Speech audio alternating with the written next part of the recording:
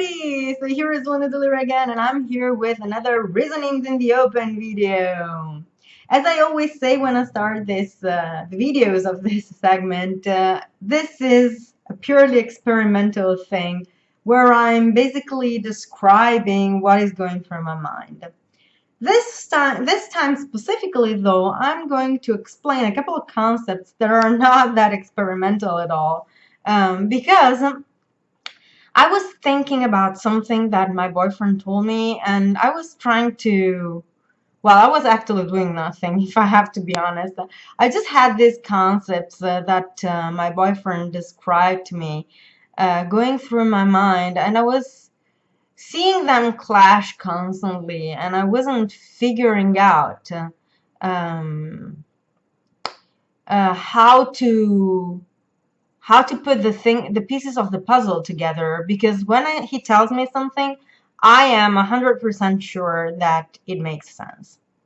So if I'm not understanding it, it's because it's me having issues with that. But now I figured that out. So what I'm going to talk about is extrovert intuition versus introvert intuition in relation with extroverted sensing.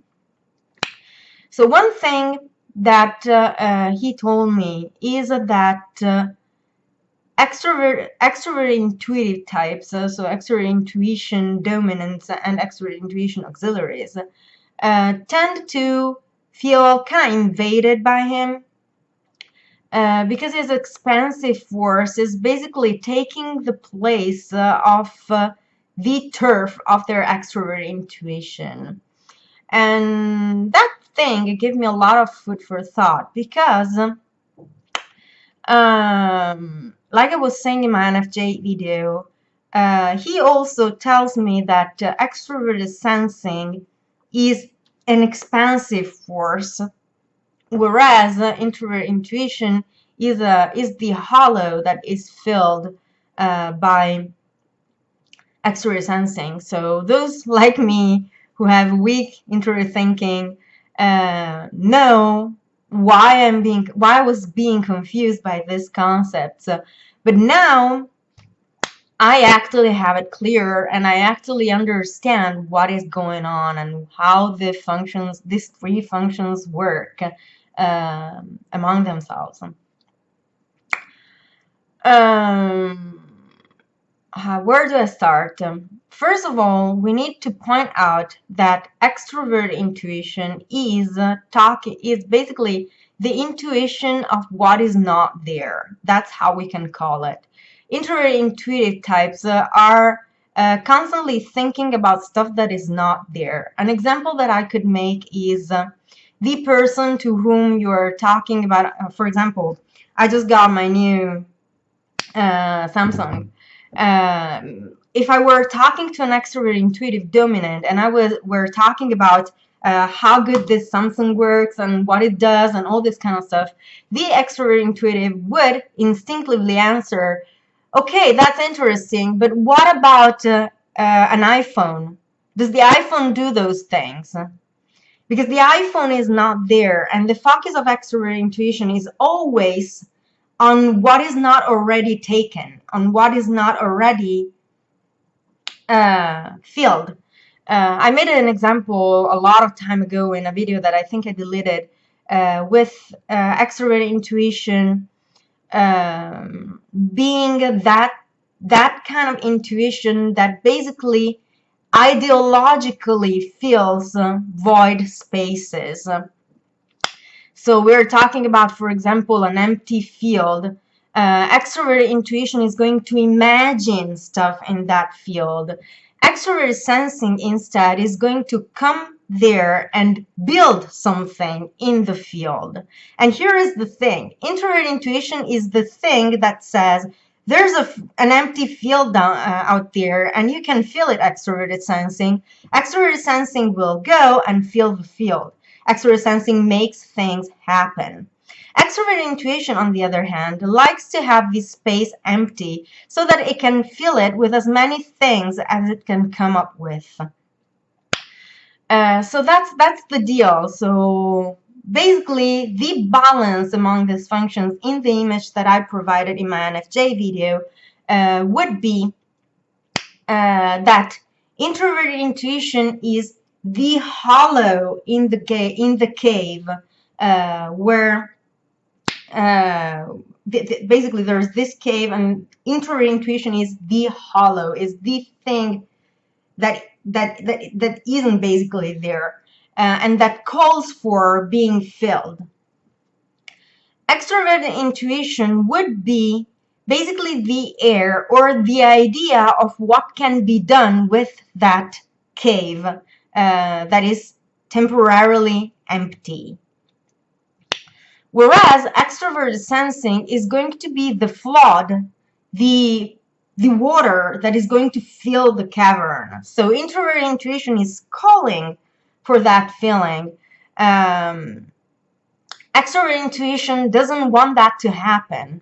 So that's what happens. So that's why I was having all these concepts clashing with each other, but they actually make perfect sense, because whenever an extroverted sensing dominant type approaches someone using extroverted intuition, what is going to happen is that they are going to fill the space where extroverted intuition was imagining, where extroverted intuition was thinking there could be. Basically, if you want to make an extroverted intuition type extremely unhappy, you have to materialize everything they do, everything they talk about. So if you have a Samsung in your hands, and the extroverted intuitive type mentions iPhone, you have to, if you pull out the iPhone and start talking about the iPhone, they're going to talk about I don't know, Motorola, or pull out something else, because you just destroyed their abstract thought. They're thinking about something that is actually not physically there in that specific moment.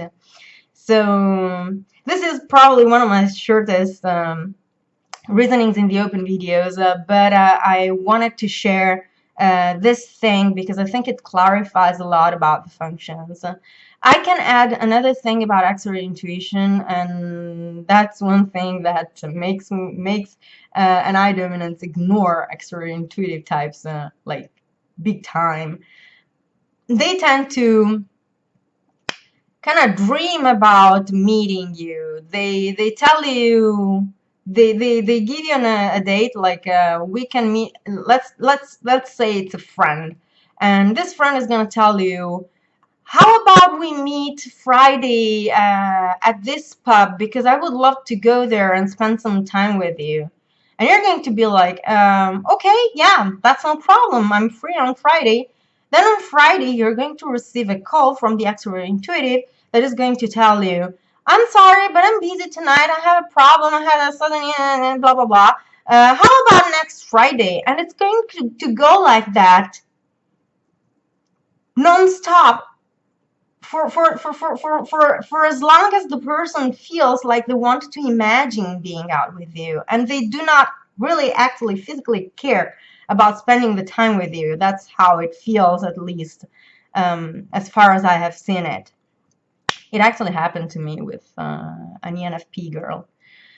Since I'm talking about extroverted intuition, I think I will open a parenthesis about ENFPs. There are two categories, in my mind, there are two categories of ENFPs.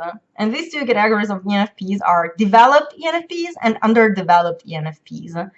I only know personally one developed ENFP, and that's my aunt. She talks a lot about harmonizing, about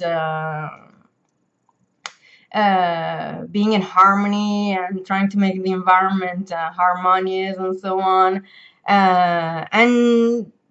But at the same time, I can see that she's like as cold as it can get. She's really, really cold person, and she's calculating, but she doesn't want you to see that. At the same time, she's not as manipulative as all the underdeveloped ENFPs, that I've met online. ENFPs tend to be very manipulative when they're underdeveloped, but if they quit doing that. So just parenthesis, just out of the blue, because I don't know, it just jumped to my mind to say that. So yeah, extrovert sensing, feeling force, making things happen. Extrovert intuition doesn't want things to happen. They want it to have the field open to keep thinking and imagining. Introvert intuition says, here is some space. Let's build something here. That's introvert intuition. So this is pretty much everything. I will close this here and I will talk to you soon. Bye.